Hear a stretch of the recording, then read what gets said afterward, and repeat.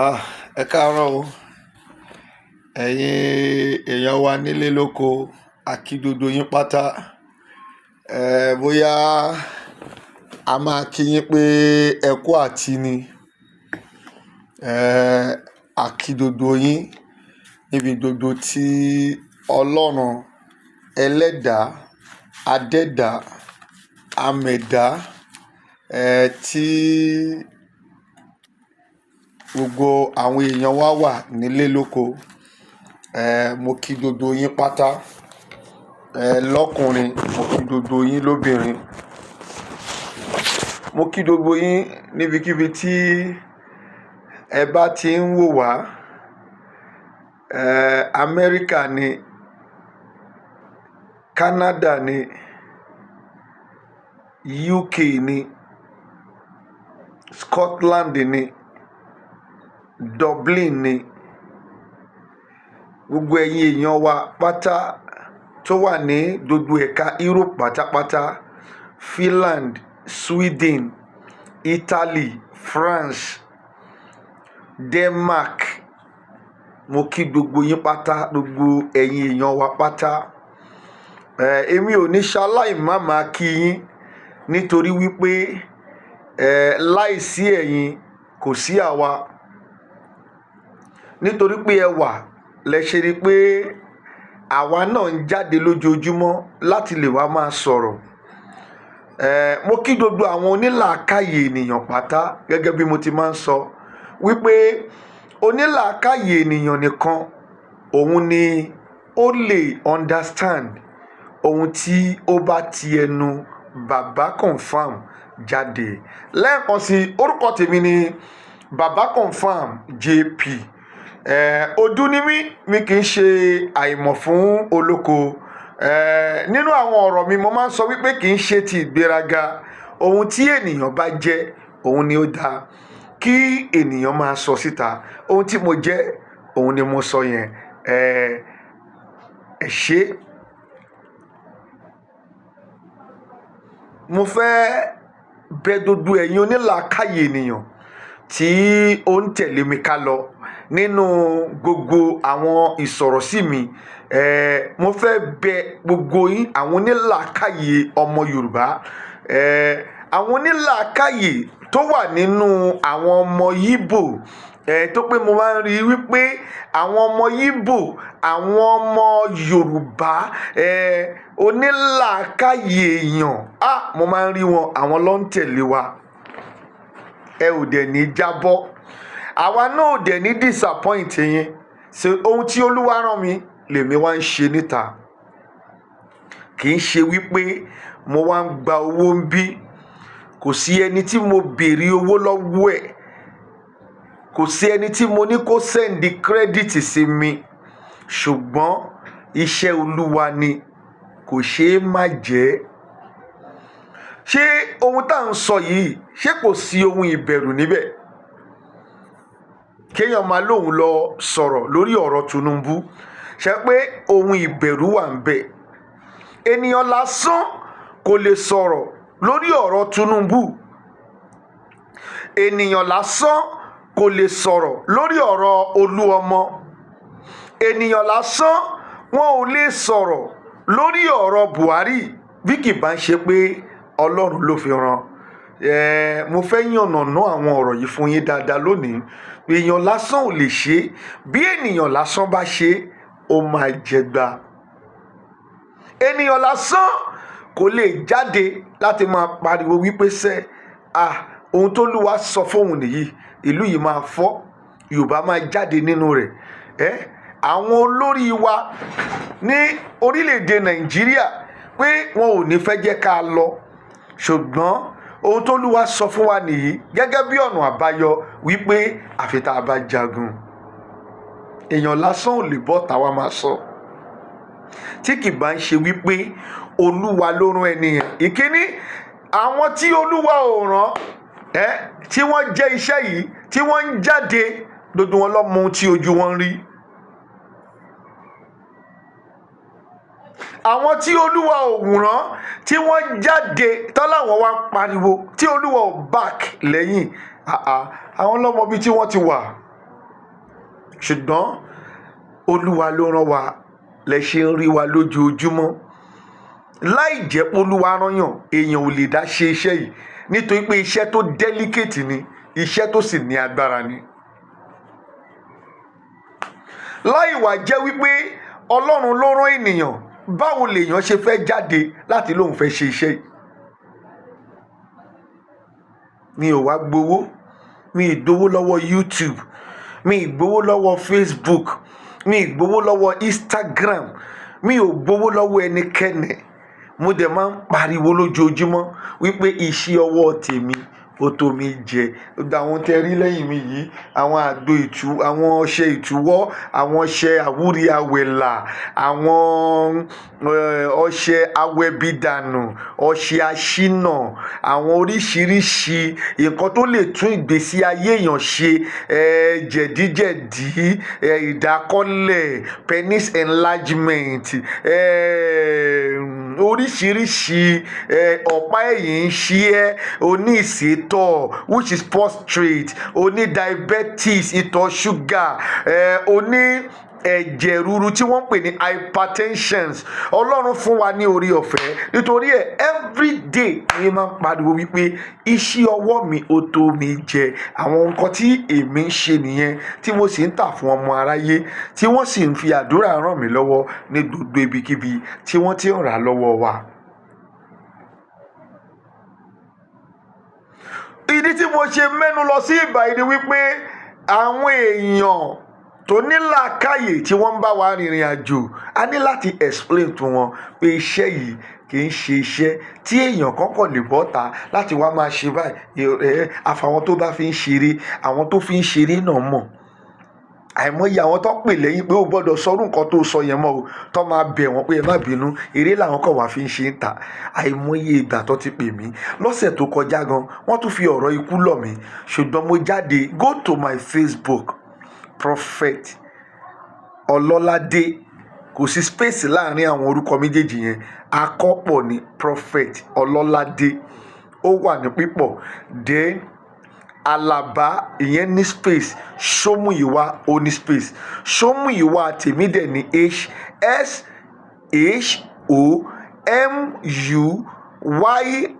SHOMUYIWA. Ṣómùyíwá tèmi nìyẹn. Wàá rí gbogbo tí Ọlọ́run bá wa sọ táwa ń táìpù síta ń bẹ̀ láti sọ fún àwọn ènìyàn. Wọ́n gbé ọ̀rọ̀ ikú déwájú wa lọ́sẹ̀ tó kọjá, ṣùgbọ́n a jẹ́ kó yé wọn wípé ó dáa ká kúkú sínú òtítọ́. Ìgbà tí kì í ṣe àwa ni àwa síta láti wá máa sọ. Ọlọ́run òun ló rán wa níṣẹ́ la ṣe ń sọ. Iṣẹ́ Olúwa dẹ̀kẹ̀rẹ̀ kò ṣeé kọ̀. Ọ̀rọ̀ tó yẹ lè ṣe máa pé àwọn àgbà máa ní ìṣòrè kò ṣeé pọ́nlá, iyọ̀ dẹ̀kẹ̀rẹ̀ kò ṣeé bù dànù. Iyọ̀ kò ṣeé tú dànù. Iṣẹ́ Olúwa àbí lẹ́yìn Olúwa kí ló tún kù? Téèyàn kan lásán ẹlẹ́ran ara, ó ní èmi kò ní bẹ̀rù ẹni tó lè pa ara tí kò lè pa ẹ̀mí. Kò sí ìbẹ̀rù fún mi lórí ẹni tó lè pa ara tí kò lè pa ẹ̀mí. Àwọn tí wọ́n ń dùnrún mọ́ wa wípé ká dákẹ́, ká má sọ orúkọ ẹnikẹ́ni mọ́, orúkọ èèyàn báyìí a gbọ́dọ̀ sọ, pé táwọn bá tún gbọ́ àwọn máa bọ́ǹbù wa. Kò ṣe pé wọ́n fẹ́ ju bọ́ǹbù wá síbí o, ṣùgbọ́n àwọn máa ṣe kí ni? They will come after us. Kì í ṣe mi. Ìwọ tí mò ń dárúkọ rẹ, kí ìwọ náà lọ tẹ́tí gbọ́ dáadáa. Gbogbo èyí tá à ń dárúkọ ẹ̀ jáde, kẹ́ ẹ lọ tẹ́tí gbọ́ dáadáa. Kò sí ẹni tí Ọlọ́run fún mi lórí ọ̀fẹ́ láti dárúkọ ẹ̀ tí ó padà tóun fẹ́ ṣe nǹkan kan fún mi tí kò ní rí ìbínú Ọlọ́run. So therefore, Ọlọ́run ló rìn mí níṣẹ́, tèmi ni pé kèmi wá síta láti wá sọ fún gbogbo ẹ̀yin ọmọ àgbáyé pátápátá. Bí ò bá sídìí, gẹ́gẹ́ bí mo ti máa ń sọ, obìnrin wọn kì í jẹ́ kúmólú. Ìdí kan wà náà ni mo ṣe tú sáré jáde lónìí, ẹ̀yin èèyàn wa. Ìdí tí ó wà yìí náà ni pé mo fẹ́ jẹ́ kí ẹ tẹ́tí sí mi, gbogbo ẹ̀yin onílàákàyè ènìyàn pátá. Ẹ wò, Fẹlá pariwo the same thing. Fẹlá nígbà kan tí mo jáde, mo jẹ́ kó yé gbogbo èèyàn wípé Fẹlá Aníkúlápó sẹ̀ àló sàn ju ọ̀pọ̀lọpọ̀, ó sàn ju ọ̀pọ̀lọpọ̀ àwọn tí wọ́n pera wọn ní ìránṣẹ́ Ọlọ́run lónìí lọ. Nítorí pé ikú tí Fẹlá Aníkúlápó kú kò ṣẹ̀yìn Nàìjíríà, kò ṣẹ̀yìn wípé ó lè máa mudó, ó lè máa kó obìnrin kó máa fẹ́ obìnrin, ó lè máa mu ọtí, ìyẹn ò mátà. Ọlọ́run ò ní kí o má mu idó, ìwọ ni kí o fi ọpọlọ ẹ kó o fi mọ ohun tó ń ṣe, nítorí pé idó ó ń yí èèyàn lórí. Èṣù kọ́ ló dá idó, èṣù kọ́ ló dá idó. I am telling you the fact. Èṣù ò dá nǹkan kan, nínú ewé àti egbò ní idó wà. Ọlọ́run ò ní kó má mu, ọwọ́ ẹ ló kù sí. Ṣùgbọ́n ohun tó o fẹ́ lọ mu yìí, wo àwọn tí wọ́n ti mú síwájú, wo bí ayé wọn ṣe rí. Bó ṣe dá igi rere ló dá igi burúkú. Tó o bá wò dáadáa nínú ọgbà Édẹ́nì nínú ìwé Genesis 1, wàá dọ́ wípé ó ní mo dá igi rere mo sì dá igi burúkú, ìwọ ò gbọ́dọ̀ fi ẹnu kan èyí. Bẹ́ẹ̀ náà ló dé ewé tó jẹ́ ti rere, bẹ́ẹ̀ náà ló tún dá ewé tó jẹ́ búburú. Ọwọ́ ẹnìyẹn kò sí, kò ní kó má mu, ṣùgbọ́n tó o bá mu tó bá yí ẹ lórí, it is your own. Kò ní kó má kó obìnrin, ṣùgbọ́n tó o bá kó obìnrin tó bá yí ẹ lọ́wọ́, ọwọ́ ẹ ló kù sí. Kò ní kí wo obìnrin náà má kó ọkùnrin. Ọlọ́run ò sọ. Ibi tí àwọn ọ̀pọ̀lọpọ̀ èèyàn tí wọn ò gẹ́ẹ̀tì lénìí nìyẹn. Ìránṣẹ́ Ọlọ́run á máa sọ fún yín wípé tó bá ti bóbìnrin sùn, it's a sin. Tó bá bọ́kùnrin, it's not a sin. Ọlọ́run ló dá. Open it up to these people, let them know. Ìyẹn ló ṣe ní pé àwọn èèyàn yẹn gan ní ẹ̀mí tó le nípa ẹ̀. Bó ṣe ń sọ wípé if you go and do adultery, if you go and do fornication, you are a sinner. Wọn kò ráyè ẹ̀, wọn ráyè ẹ̀. Let them know the real thing tó wà ń bẹ̀. Ọlọ́run ò ní kéèyàn má dòkó, Ọlọ́run ò sì ní kéèyàn má dòbò. Let these people know the real thing. Jẹ́ kí wọ́n mọ ìjìnlẹ̀ ọ̀rọ̀ tó wà ń bẹ̀. Wọ́n á ti dọ́ láti ìjọ ìtọ́ bá pé o jẹ́ ìwọ wòlíì tó ń preach tó yẹ pé wà máa ní okó àtòbò, Olúwa ní, you are a fake person. Ọlọ́run dá okó láti dòbò ni. Ọlọ́run dẹ̀ dá òbò láti lọ dó okó. That is it. Ṣùgbọ́n ohun tọ́lọ́run sọ ń bẹ̀ ni wípé má gungi kọjá eré, òyì tó o fẹ́ dó dáadáa kó o má lọ kó AIDS. Ìkíní nìyẹn. Òyì tó o fẹ́ dó dáadáa kó o má lọ kó staphylococcus. Ìyẹn ló jẹ́ kẹ́ ẹ bá wọn sọ. Yes, ẹ jẹ́ kó yé wọn pé staphylococcus wà ń ta, AIDS wà ń ta, àìmọye àrùn ìbálòpọ̀ tó wà ń ta. Ṣùgbọ́n Olúwa ò ní kó ṣe, Olúwa ló dá síbẹ̀. Olúwa kò dẹ̀ sí pọ́pọ́sì kankan tó fi dá síbẹ̀ bí kò pé kí a fi ṣeré lọ, ká fi enjoy ara wa. Tẹ wá wo obìnrin kan tó ló kú lẹ́nu ọjọ́ mẹ́ta yìí, ó ti ẹ̀ níṣẹ́ rere tó ní fine tó ló parẹ́ tó pé kò rọ́kùnrin, kò rí ẹni tó máa bóun ṣeré. Do you get me? So for you to know how important tọ́lọ́run dá ibẹ̀ yẹn fún, ẹ̀yin obìnrin ẹ understand nǹkan tí mò ń sọ. Ẹ̀yin ọkùnrin tó dẹ̀ tún jẹ́ pé àwọn náà ẹ fall sínú age yìí, ẹ understand ohun tí mò ń sọ dáadáa. Let us open your eyes. Ọlọ́run ò ní kí ẹ má dóko, kò dẹ̀ ní kí ẹ má dòbò. Ó dá àwọn nǹkan yẹn for our own pleasure ní síbẹ̀. Ṣó bá ní tó bá jẹ́ pé nǹkan tá ò ní lò ní, kò ní fi síbẹ̀ rárá. Ojú ó dá ká lè fi ríran, àbí kí ló ń fojú ṣe?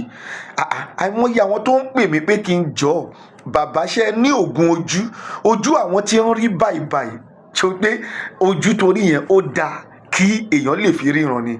Àìmọye ó dá imú ká lè fi breathe. Ẹni tí ò bá ti ń breathe ikú ó ti ń súnmọ́ nìyẹn. Ó dá eyín a fi ń jẹun jẹ. Ìgbà tí mo lọ sí South Africa about 4 years ago, obìnrin kan wà tó mú mi lọ sí ilé ẹ̀. Ó ní èrìgì nìkan ló wà níbẹ̀, pé èrìgì yẹn wá ń dààmú ẹ̀ pé ká wá lọ pray fún. Tó o bá ti ní eyín tó jẹ́ èrìgì nìkan ló wà níbẹ̀, ó lè function. Life can never be the same. Irùngbọ̀n tó rí tá a fi sílẹ̀ yìí kì í ṣe gbogbo èèyàn ní Ọlọ́run fún ní irùngbọ̀n. Ẹni tó bá ti fún ó fún ni, and it's for a purpose. I am telling you. Tó bá rí tí èyìnbó kíìsì, ṣé eyín yìí ló fi ń kíìsì ni? Ibi tó fi ń kíìsì ni. Ó dá dodo ẹ̀ ni, ó dá irun sí orí, ó sì dá orí, ó dá ọwọ́, òun la fi ń kọ ìwé, this is biro. Gbogbo nǹkan yẹn lọ́lọ́run dá for their functions. Ṣùgbọ́n àwọn preachers they come, wọ́n máa impose ohun tí kò jẹ́ kí wọ́n impose lé àwọn èèyàn lórí. Ìgbà yẹn ló máa rí pé àwọn èèyàn yẹn ọkàn wọn máa le. Let them know lọ́lọ́run ò ní kí èèyàn má dògo, kò sì ní kí èèyàn má dòbò, ṣùgbọ́n jẹ́ kó yé wọn rọra bó ṣe ń sá eré yìí.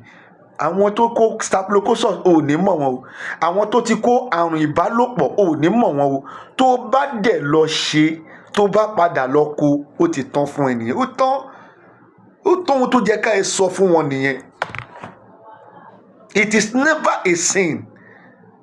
Ọlọ́run tó dá ọwọ́, tó bá gbá ilé tí wàá gbá tiẹ̀ padà. Ọlọ́run ò bá wá dá ọwọ́ fún ẹnìyẹn ló fi ní ẹ̀wẹ́ mi ò dá ọwọ́ fún ẹ, tó bá gbá ilé tí ò ní lè gbá tiẹ̀ padà. Ta lọ́lọ́run ò dá ọwọ́ fún? Gbogbo wa lọ́lọ́run dá ọwọ́ fún. Àfi tó bá ti ṣe àkóbá, bóyá láti inú oyún ó bá nǹkan kan pàdé nígbà tó wá sílé ayé, tó délé ayé, ọwọ́ yẹn bá nǹkan kan pàdé, bóyá ó gé, ó tán. Ọlọ́run dá wa, kò dáàbọ̀, gbogbo ohun tó dá dáradára ni. Níbo ni mò ń lọ láàárọ̀ yìí tí mo fi yà ní gbogbo ibi tí mo lọ yìí? Fẹlá ó ti bá wa sọ̀rọ̀ lórí ọ̀rọ̀ orílẹ̀-èdè Nàìjíríà yìí tí a wà nínú rẹ̀. Ọ̀pọ̀lọpọ̀ èèyàn lolúwa ti rán sí wa. Bàrí Agbájélọlá, Alhaji Barrister Agbájélọlá, òun náà ti sọ tiẹ̀. Ó lóun láàlá kan nípa Nàìjíríà. Ó ní Nàìjíríà pín, ológun máa ṣẹlẹ̀ ẹwọ́dún yẹn. Ìyẹn ni mo ṣe sọ. Àwọn kan máa sọ pé bàbá kí ni prediction? Èmi ò ń predict. Prediction is a game. I don't predict. It is a game of it will come to pass or it will not come to pass. Prophecy, it is a fact from God that must come to pass. Kò sí ni, ó lè má ṣẹlẹ̀ nísìnyí, ṣùgbọ́n ó máa ṣẹlẹ̀ tó bá yá. That is prophecy. Kò lè fail, but prediction will fail. Torí ẹ̀ ló ṣe máa rí wípé ó bá wo Túndé Bákàrè, ó predict ni wípé he will be the number 16 president of Nigeria. It's a prediction. It's a matter of game. It will fail. But if it is a prophecy, it will come to pass.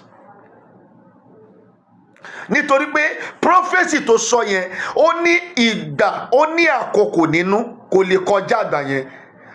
Àwọn prophecy tí a bá ti sọ tí kò sí ìgbà àti àkókò ní ibẹ̀. Listen to me. Even though tẹ́yìn bá lérò pé ó fail, forget, it's not failing. They are coming to pass. It is a prophecy. Prophecy is a fact. And anything called fact, it is reality. Realities will come to pass.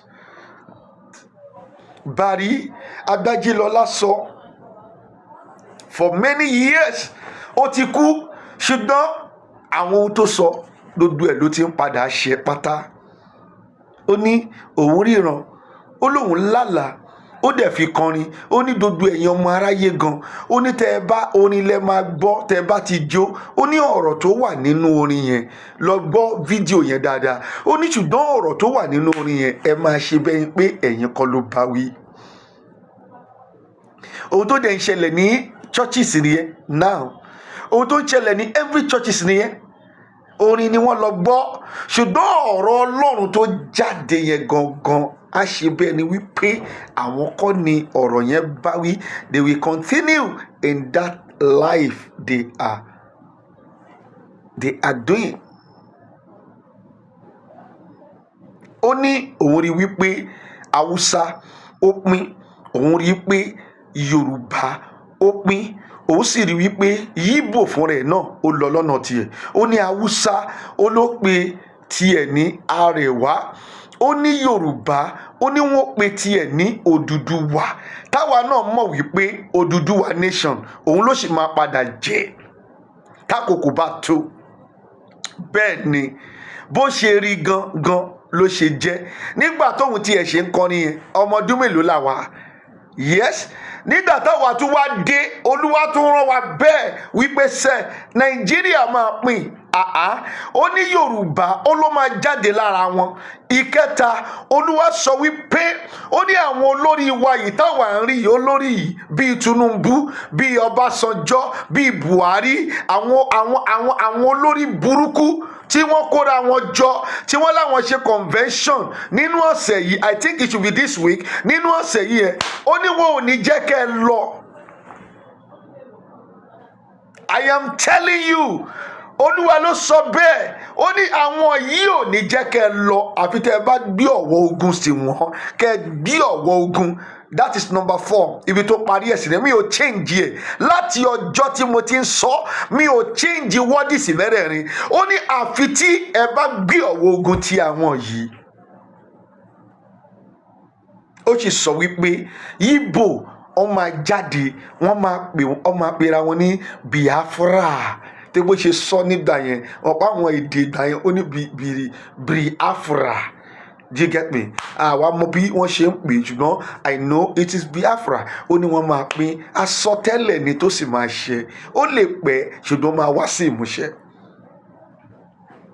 Kí ni ìdí tí mo ṣe sọ wípé àwọn èèyàn yìí wọn ò lè rúùlù wa mọ́? Ìdí nìyí.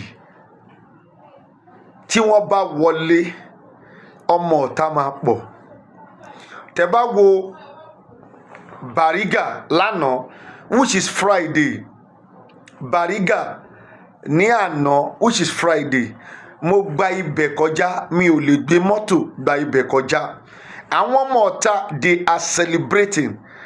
Gbogbo ọmọ ọ̀tá they bring ọdẹ pósítà Tinubu, wọ́n gbé pósítà Olúọmọ méjèèjì lọ gbé síbẹ̀. Wọ́n wá pe olórin, they are celebrating wípé Tinubu ó win ní president, ó win ní primary elections. They block every road and no one, even police, no one, even the police can tell them that this is road. These are reasons that I am telling you that these people cannot rule us again.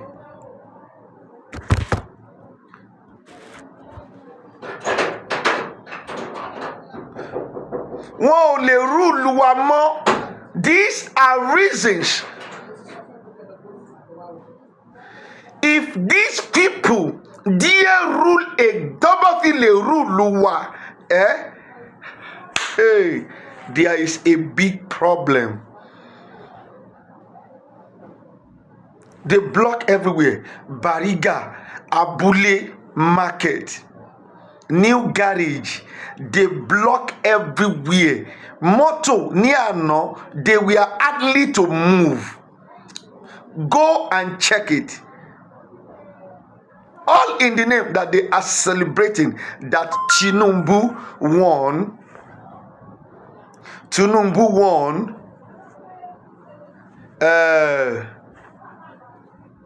He won the primary elections. Tó bá wá wọlé ńkọ́, báwo ló ṣe máa ṣe? Ọmọ ọ̀tá máa pọ̀ gan. It will be young control. Courtism máa pọ̀ gan. Because even the people that is leading us, they are in court. They will have free hands. Tó bá wo ìjà tí Buhari ń jà, ìjà ẹ̀sìn lòun ń jà. Òun fẹ́ implement ẹ̀sìn lé wa lórí, ló ṣe rí pé wọ́n ń pariwo jihad. Ní Mùsùlùmí ṣe ló ń pa àwọn èèyàn nínú church. They want to delete Christianities. Ṣùgbọ́n ìjà táwọn tó fẹ́ wọ ilé ìjà tó fẹ́ jà, they will support courtisms, they will support hooligans and thugs. where you that you were educated, wàá máa rí wípé wàá máa ṣe iṣẹ́ lábẹ́ ọmọ ọ̀tá, lábẹ́ thugs. Ìwọ tó ka BS dàtí kò jọ wọ́n lójú, orí strike ló wà ńlẹ̀ yẹn. Má gbàdúrà, èmi kò gbàdúrà, má jẹ́ ń tàn ẹ́. Mi ò gbàdúrà kọ́mọ mi fẹ́ wọ yunifásitì kó wọ̀ ní Nàìjíríà. Má jẹ́ kí n tàn ẹ́, mi ò lè tàn ẹ́. Mi ò wá sọ torílẹ̀-èdè wa bá dé tá a pè ní orílẹ̀-èdè Odùduwà nation, tí a ṣe ń pè lọ́wọ́lọ́wọ́ pé ní orílẹ̀-èdè Yorùbá nation tó bá dé, mi ò lè tàn ẹ́, mi ò ń tàn ẹnikẹ́ni. Mi ò gbàdúrà ẹ̀ṣẹ̀ pé kí ọmọ tí mo fi inú mi bí kó kàwé ní Nàìjíríà. They have no value for education because their children is not in Nigeria. Their children is not studying in Nigeria. Their children study in abroad. So therefore, the education of Nigeria, they never value it for any reasons. Tó bá wùn yín kẹ́ lọ léwe, tó bá wùn yín kẹ́ má lọ léwe, kò sí nǹkan tó kàn wọ́n. Ìkíní, ọmọ ọ̀tá máa pọ̀. Ìkejì, àwọn ìdí tí wọn ò ṣe gbọdọ̀ rúlu wa. Ìkejì, olè máa pọ̀. Ìkẹta, wọn ò value education. Wàá kọ́ rí tí wọ́n máa gbé olú ọmọ tó máa ní kó lọ jẹ kánsẹ́lọ̀, ọ̀kọ́ ní kí olú ọmọ tí kò ka ìwé kó lọ jẹ honourable, ọ̀kí wọ́n kọ̀ gbé olú ọmọ pé ó máa jẹ senator. Tí wọn ò bá tiẹ̀ fẹ́ fi jẹ governor, wọ́n lè fi jẹ senator. Ṣùgbọ́n ìran ti wà nílẹ̀ wípé olú ọmọ gẹ́gẹ́ bí ohun tó Olúwa sọ fún wa o. Tó tí àwọn ará bíi tí wọ́n bá dé ibi tí agbára wà, wọ́n máa fi olú ọmọ, wọ́n máa fi jọba ìlú kan. Kò dẹ̀ sí ẹnikẹ́ni tó lè yẹ̀ wọ́n lọ́wọ́ wò. Ọlọ́pàá ò lè yẹ̀ wọ́n lọ́wọ́ wò.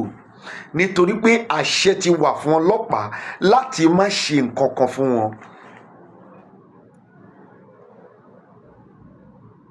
The Buhari regime is using bandits, is using Boko Haram or terrorists against us, but this people regime, they will use Omota thugs, hooligans. They will use it to fight us.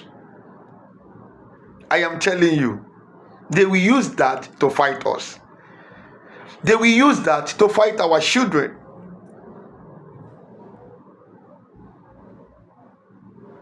Go to every park. Ni Bariga ni, New Garage ni, every park yesterday they were celebrating.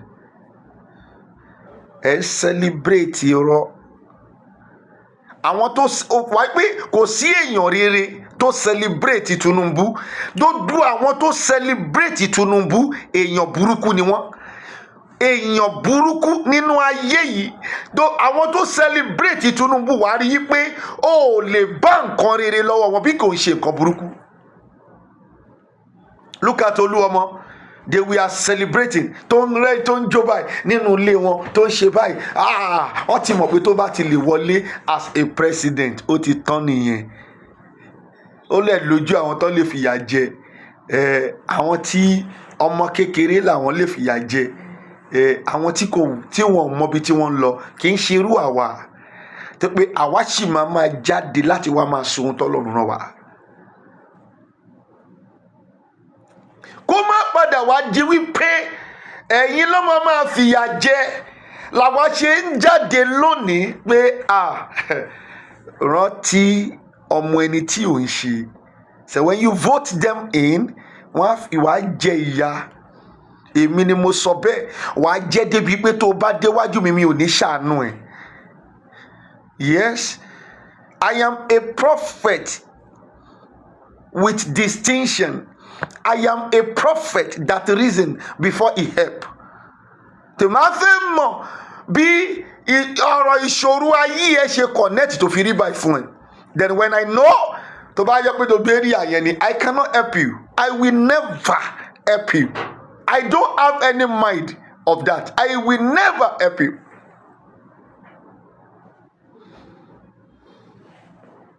They have no value for education. Àwọn tí wọ́n lọ ṣe primary election tó yẹ pé club ni wọ́n padà ń lọ lẹ́yìn tí wọ́n ṣe tán tó wá lọ ń gbé ọyàn sẹ́nu tó lọ ń gbé ọyàn àwọn ọmọ tó wà ní club sẹ́nu gbogbo ẹ̀ lágbé jáde. Go to my Facebook, you will see there. Tó ń gbé ọyàn sẹ́nu. They have no value. Ọmọ kan wà ní church wa now. Ó ka ìwé ọdún méjì OND, ọdún méjì HND, at least about 6 years ló fi ka wọn. Kó dẹ̀ lọ ṣe NYSC, kí ló padà bá ń bẹ̀? Fúnmiláyọ̀ lórúkọ ẹ̀. Ní NYSC tí ó ń gbọ́ mi, wọ́n dẹ̀ kọ Fúnmilọ́lá síbẹ̀. Ṣé ìyẹn lè ṣẹlẹ̀ nílùú òyìnbó? Fúnmiláyọ̀, Fúnmilọ́lá, ṣé wọn ò ti bà ayé ọmọ yẹn jẹ́? Tó bá dẹ̀ fẹ́ gbà wọ́n sí ẹnu iṣẹ́ in this Nigeria, wọ́n máa dán where is your NYSC certificate? Tí orúkọ tó wà bẹ́ẹ̀ tó bá yàtọ̀ sí orúkọ tó ó fi ṣe wáyẹ́kì tó fi ṣe OND HND, wọn ò ní gbà wọ́n sẹ́nu iṣẹ́. Ṣẹ́ni tí ó lọ gbé ọyàn sẹ́nu níta gbangba báyìí, a responsible man tẹ́yìn fẹ́ dìbò fún tó lọ gbé ọyàn sẹ́nu níta gbangba, tó bá jẹ́ pé rector ni tó bá débi tó ti máa dátà orúkọ àwọn ọmọ school kò ní ṣe orúkọ kọ. They have no value for anything.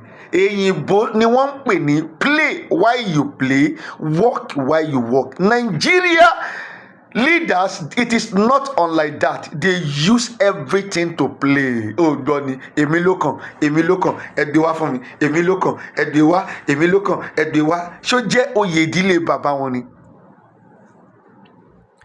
Reason they must not enter again. Wọ́n ti sọ oyè yẹn di oyè ìdílé. Àwọn ló kàn, wọ́n ti rí ìdídodo, wọ́n ti calculate ẹ̀. Nǹkan tó jọ sọ tẹ́lẹ̀ ni Buhari kò fẹ́ yí mọ́ lọ́wọ́ ni wípé tó o bá ti wọlé lẹ́yìn ẹ̀ èmi ló kàn. Ohun tó jọ sọ nìyẹn. But Buhari ó fẹ́ yí mọ́ lọ́wọ́ ni. Ó dẹ̀ fẹ́ yí mọ́ lọ́wọ́ nítorí wípé Buhari sì ní assignment èyí tó ń ṣe. Assignment tó dẹ̀ ń ṣe dẹ̀kẹ̀rẹ̀ kò tí ì ṣe tán o. There is still hidden issues tí ó wà nílẹ̀.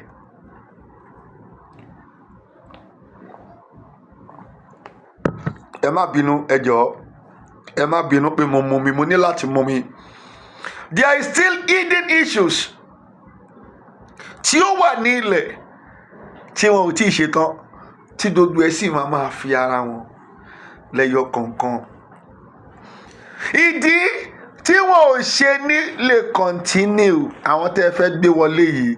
The rich will continue to rich and the poor will continue to poor. Wọn ò ní plan lórí pé kí poor kó lè jẹ. They don't have the plan. They only have the plan that the poor will continue to poor, the rich will continue to rich. They cannot change the situations. The only thing that can change situation, it is everybody should go on his way. This man cannot change situation. Tinubu cannot change situation. Look at K1 the ultimate. They are politicians. Before election yẹn, èmi mọ̀ pé bó ṣe ń kọrin yóò ń campaign ni pé ẹ tún Nàìjíríà ṣe, ẹ má bà Nàìjíríà jẹ́, tóun bá bẹ̀rẹ̀ sí ń sọ̀rọ̀ ń sìn tòun lọ́ máa rí mú, ṣùgbọ́n òun máa dánu dúró bí tóun sọ dé. Nígbà tí wọ́n ní pé Tinubu tó wọlé fún primary elections, ó tún padà gbóni mí jáde pé kó fún láyè kó jẹ́ kó ṣe, póun ló lè ṣe.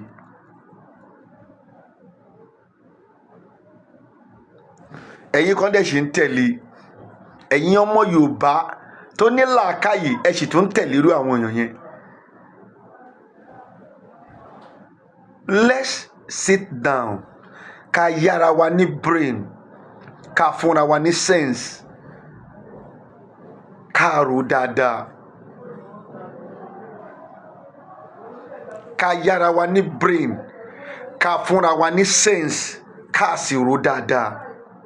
Ẹ ṣì ń tẹ̀lé irú K1 the ultimate yẹn tó jẹ́ wípé they are a gamer, they are politicians. So therefore, when you find any pastor in the midst of the politicians, it is not a man of God, because it's a dirty game. They will lie. Ìgbà kan wà kọ́ kọ́kọ́ yọ sí ẹbẹ̀ nípa àwọn òsì ń bẹ̀ tó bá tún yà wá tó tún máa camouflage ni àwọn oníwà bí ìwà ọ̀gá wọ́n máa ń yíra padà ni. K1 the ultimate, it is not the man for the masses that is suffering. It is a man that is after wealth. Báwọn ṣe máa lówó, báwọn ṣe máa lókìkí, bí ipò ṣe máa wà lọ́wọ́ wọn. Ìkọ́ tí Tinubu náà ń lé nìyẹn, kí ipò lè wà lọ́wọ́ ẹ̀, kó lè lo ipò, kó lè kọ́ sínú ìwé wípé òun náà di president. It is not as if he wants to go there to do anything. Gbogbo ohun tó sọ la gbọ́, ó lọ sóńdó, ó lóun máa kọ́ pọ́ọ̀tù sí Oǹdó, kò lè work. It cannot work.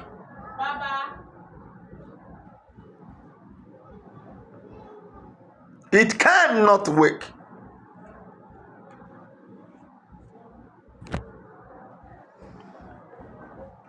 Ọmọ ọ̀tá máa pọ̀ gan.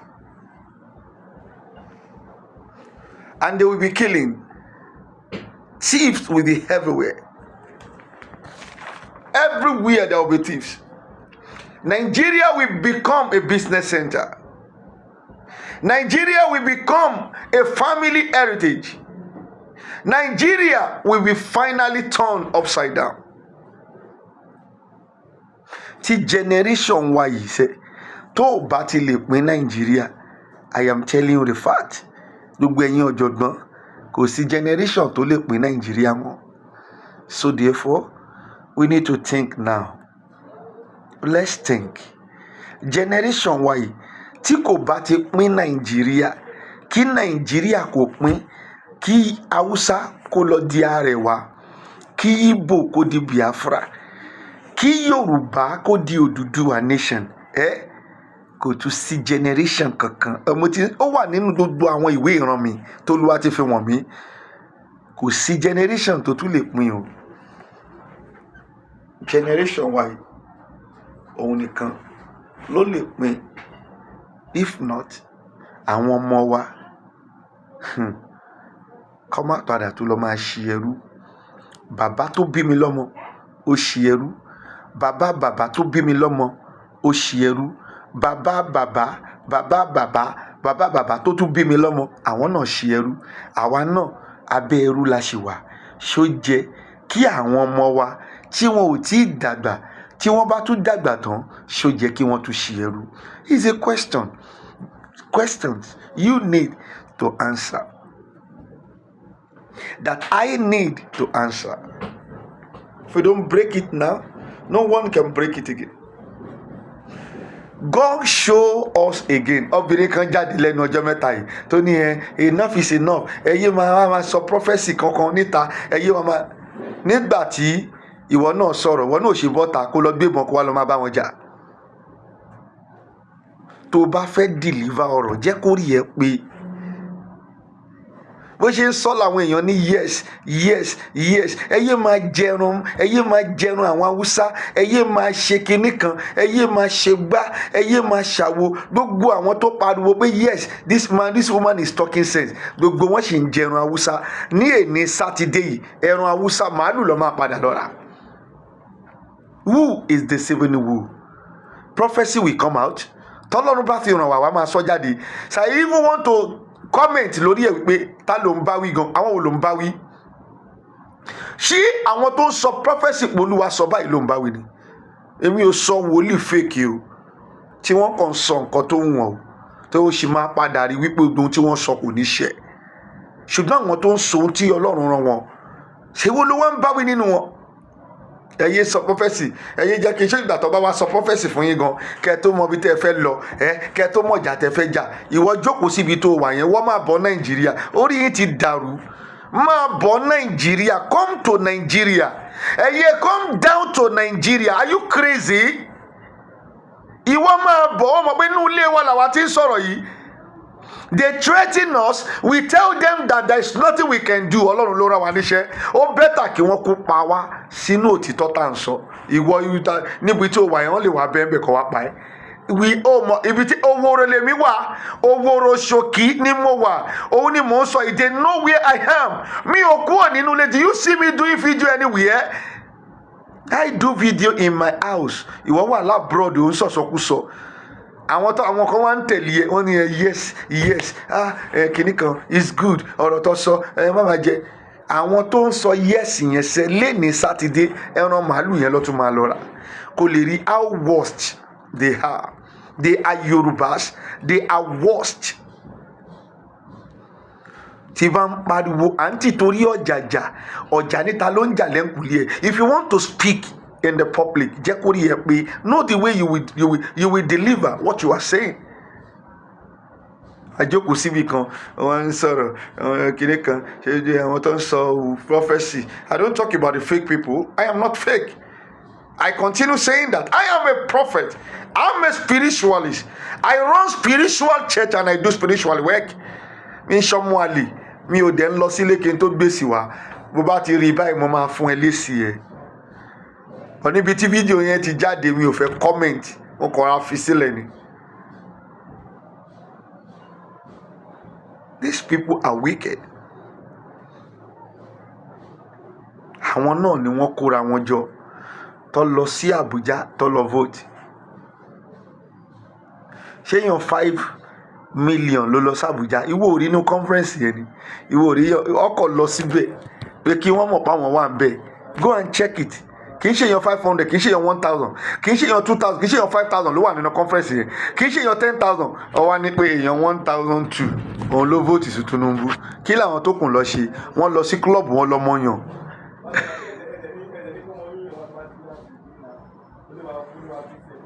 Think right.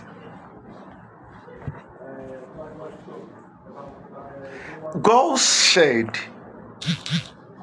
tá a bá mójútó, ìlú wa máa dàbí Sudan. Bí Sudan. Tó jẹ́ pé state of terrorism máa wà. Tó jẹ́ pé àwọn terrorists máa gba state kankan. Wọ́n á gba àwọn state kan tó jẹ́ pé kò sí nǹkan tó fẹ́ ṣe. They will come and gba gbogbo state yẹn. They are terrorists. They can launch battle at any time. Kó má rí bẹ́ẹ̀ la ṣe ń pariwo. Ohun tọ́lọ́run fi ràn wá. The eagle eyes. Òun làwa tètè wá ń sọ síta.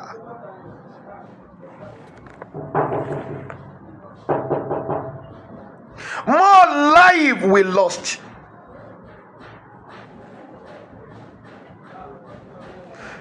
Kò dẹ̀ sí ẹni nínú àwọn tẹ́ ẹ fẹ́ gbé wọlé yìí tó máa kíyà tí wọ́n ẹ bá ń kú. They will not care for you. Nínú gbogbo àwọn tẹ́ ẹ fi ọwọ́ ara yín ó mọ̀ ní èní kọ́ ló ti ń ṣẹlẹ̀ nígbà tí Jésù náà ó ṣẹlẹ̀ ó ní ẹ dá Bánábà sílẹ̀.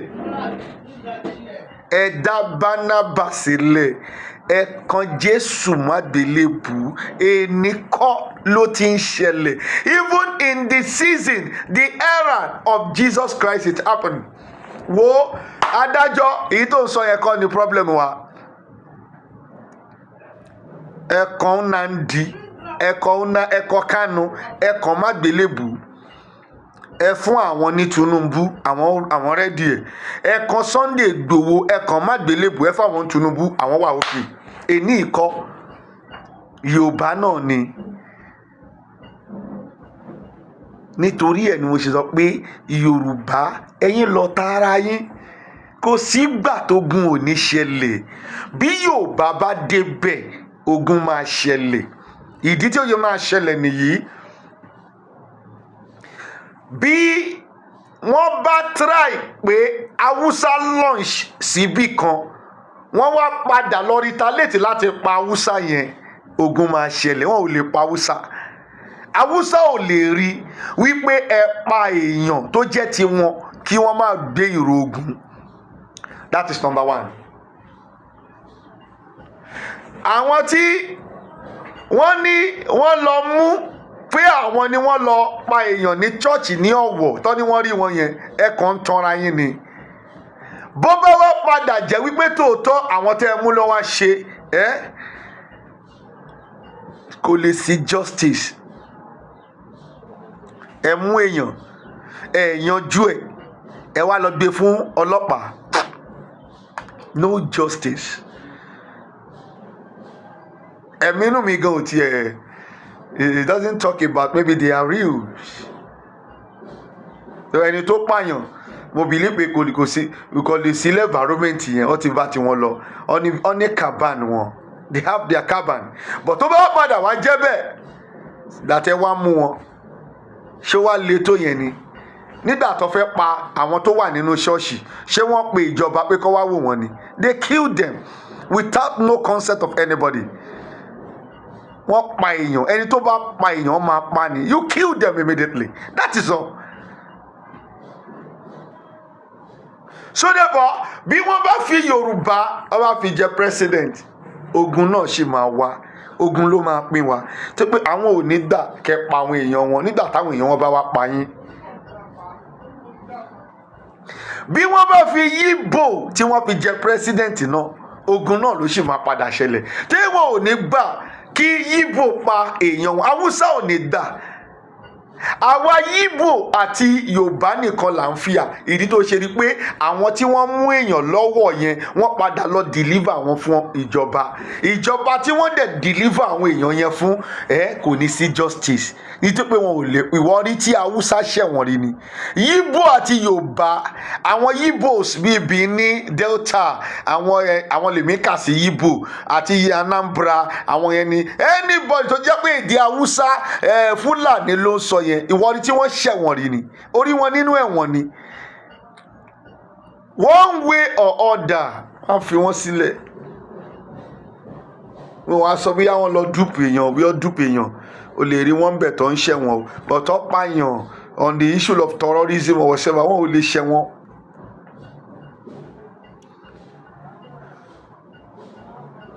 Wọn ò lè ṣẹ̀wọ̀n. So see reasons with me. Bí Yorùbá bó bá wọlé náà wọ́n sì máa jagun, a sì máa pín. Tó pa Haúsá ò ní wò pé kí nǹkan kan ṣẹlẹ̀ kẹ́ wá pa ọmọ wọn, wọ́n máa retaliate. Àwọn ò nẹ́ẹ̀mí yẹn, ẹ̀yin Yorùbá lẹ́ máa wò pé ẹrù lẹ́ ń bà lẹ́ ò ṣe pa wọ́n. Ẹ mọ̀ pé tẹ́ ẹ bá pa wọ́n yẹn they will retaliate. Tá a bá dẹ̀ pa wọ́n, òun gangan la máa fi dá ọ̀wọ́ ìwà ìbàjẹ́ tá a máa fi dá lulẹ̀. Àìpa wọ́n ń pa yín, àìpa wọ́n tó pé ẹ̀ ń bẹ̀rù ogun, ẹ ò fẹ́ já ogun, ẹ ń wo owó tẹ́ ẹ ti kó jọ, ẹ ń wo property. Ṣé ẹni tẹ́ ẹ gbé síbẹ̀ yìí lè jagun? Àwọn tó ń tọ̀ lé, àwọn tó jẹ́ pé pampers òun ni wọ́n ń wọ̀ kiri, àwọn tó jẹ́ pé wọ́n ní kí wọ́n wá render speech wọ́n ṣe bá wọ́n padà dì wọ́n mú ni. Èèyàn kan sọ pé gbogbo ẹ̀yin tẹ́ ní pé ẹ̀ ń fi ikú lọ Tinubu. Mi ò fi ikú lọ Tinubu. Tinubu ni kò mọ̀ wọn ara ẹ̀. Bọ́lọ́run ṣe fún lórí ọ̀fẹ́ tó, bí Ọlọ́run ṣe ṣàánú ẹ̀ tó, bí Ọlọ́run ṣe fún ní agbára tó, ó máa disgrace ara ẹ̀. Bí Ọlọ́run ṣe fẹ́ jẹ́ kí alẹ́ ẹ̀ dá tó, àti déta àti sọ pé kò bá dá má tiẹ̀ dúpọ̀ pírẹ́sídẹ́ǹtì yìí, jókòó kó ronú pé kí ni ìyà tó ń jẹ ọmọ Yorùbá. Àti gbé nǹkan wá síwájú ẹ̀, ìwọ náà wo Yorùbá nation, kò dé jókòó kó tọ́ wa sọ́nà. Bí o bá ṣe ní ìkẹ́ àti ìyìn Ọlọ́run tó ládùúgbò ṣe fún ẹ ní ìkẹ́ yẹn tó títí dé àlùjọ náà ni mò ń sọ yìí. Ṣùgbọ́n nítorí ọ̀rọ̀ president tó fẹ́ dì yìí, ó máa dẹni ẹ̀tẹ́ ni. Olúwa ló sọ. Àwa wá ń dúró dè ṣé Ọlọ́run jẹ́ onírọ́ ni. Olúwa ní ò lè di president ní 2023. Òun ló sọ látẹnu àwa wòlíì rẹ̀. Kì í ṣe mi nìkan, ó tún sọ láti ẹnu ọ̀pọ̀lọpọ̀ wòlíì. Ṣùgbọ́n nígbà tí à ń rí game tí dodo yín ń play, tí èèyàn kan ṣoṣo tó san owó èèyàn bíi 100 million ní ọ̀nà 20 people pé kí wọ́n lọ du ipò president. Ní ìgbà tí wọ́n wá dé ibẹ̀ tán, gbogbo wọn wá hands down pé àwọn fún bàbá àwọn ẹni tó ti ṣe iṣẹ́ gidigidi, ẹni tó ti pa èèyàn gidigidi, ẹni tó ti gba ilẹ̀ gidigidi lọ́wọ́ ilẹ̀ tó gbà ní Márọ̀kọ́. Bad record ó tiẹ̀ ń yà mí lẹ́nu. Màá wá tún rí àwọn àáfàá kan wọ́n wá máa àtáàkì wa wípé ọ̀rọ̀ òṣì là ń sọ. Ẹ̀yin àáfàá olórí burúkú, ẹ̀yin àáfàá tẹ máa rí pé èèyàn ń ṣe nǹkan tó dáa, èyí tẹ́ pé ẹ máa gbàdúrà fún olè, ẹ tún máa lọ máa wọlé àlùwà fún olè nílé olè pé kí wọ́n má pa olè. Ẹ ò ní jèrè ọmọ yín, wàláì ẹ ò ní jèrè ọmọ yín.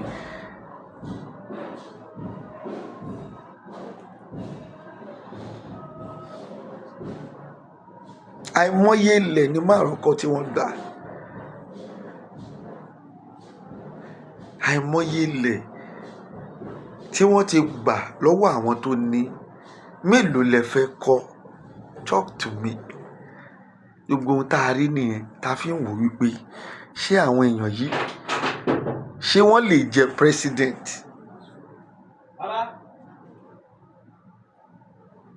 Gbogbo ohun tá a rí nìyẹn tá a fi ń wò ó pé ṣé àwọn èèyàn yìí ṣé wọ́n lè lead orílẹ̀-èdè tí tágbára bá di ọwọ́ wọn. Agbára tó wà lọ́wọ́ wọn lágbára state, tágbára ti federal bá wà lọ́wọ́ wọn, báwo ni wọ́n ṣe máa ṣe?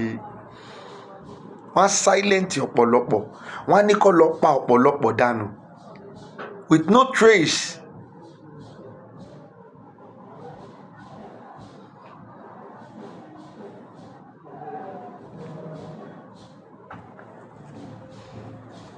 Wàsíù, Olúọmọ and others tó jẹ́ pé àwọn ni ajá and others. Ìdí tí wọn ò ṣe operate fully òun ni pé ìjọba Buhari ó ká wọn lápá kò.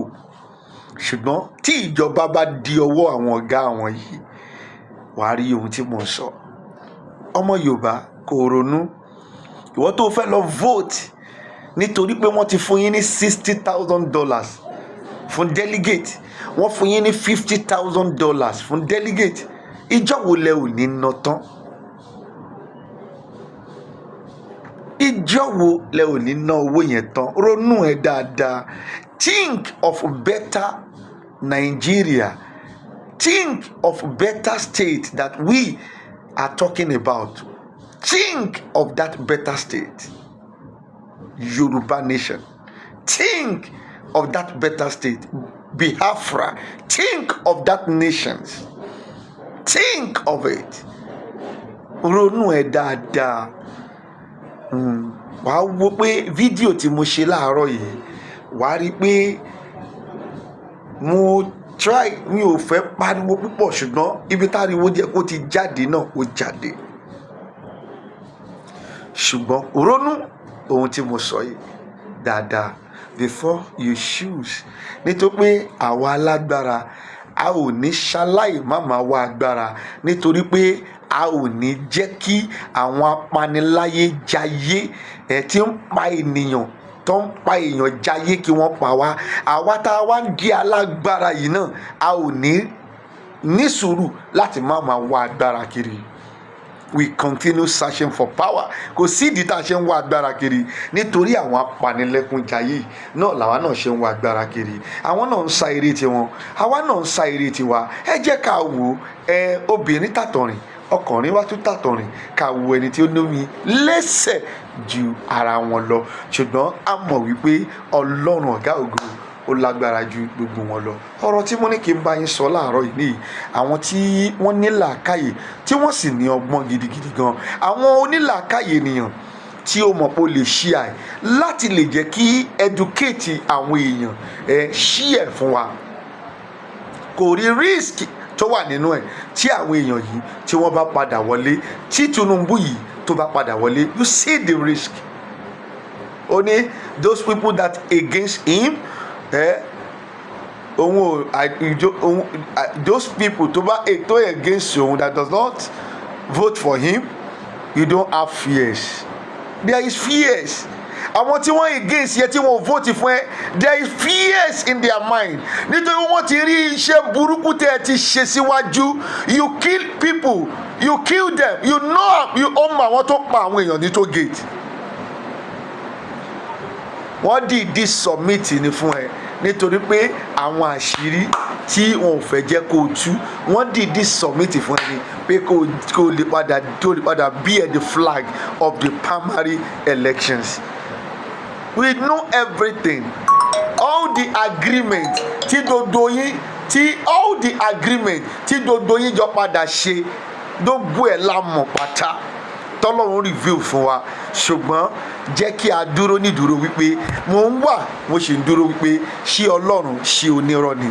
Olúwa tó sọ wípé Tinubu kò lè jẹ president Nàìjíríà fún 2023. Àwọn ń dúró de Olúwa yẹn, a sì ń béèrè lọ́wọ́ Ọlọ́run pé à ń béèrè lọ́wọ́ àwọn tí wọ́n ti ẹ̀ ń pè wá ní let's wait and see if that God is a liar. Ẹ ṣé gan ni kò ṣí ẹ. God bless you. We see other day. Ẹ kú weekend o. Weekend rí la máa ṣe. Ikú ò sì ní pa wá. Àwọn tí wọ́n ń fi ikú wá wa kiri, àwọn ló máa padà gbákú wa kú ní orúkọ Ọlọ́run. Ayọ̀ la fi kúrò bí, ayọ̀ la tún máa fi pàdé. Ẹ ṣé gan ni. Kẹ́ ní ojú ọjọ́ rere. Ní ọjọ́ ìsinmi lọ́la, lọ sin Ọlọ́run o. God bless you.